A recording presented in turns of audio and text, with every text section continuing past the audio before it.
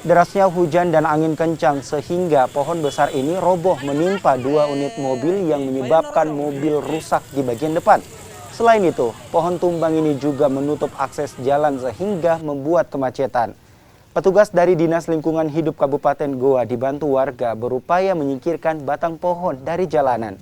Sementara itu, 2 pengendara mobil dan penumpangnya yang tertimpa pohon berhasil selamat dan tidak mengalami luka. Akibat kejadian ini, warga dihimbau untuk berhati-hati di saat hujan dan angin kencang. Saat ini kami bersama tim dari Dinas Lingkungan Hidup sudah berada di lokasi dan ini adalah laporan warga yang kedua. Tadi kami berada di Plaza Indah dan sementara di sana kami mendapat laporan bahwasannya terjadi konflik di daerah Tanikia. Masalah korban jiwa tidak ada, tetapi ada 2 mobil yang sempat tertimpa oleh ranting-ranting pohon.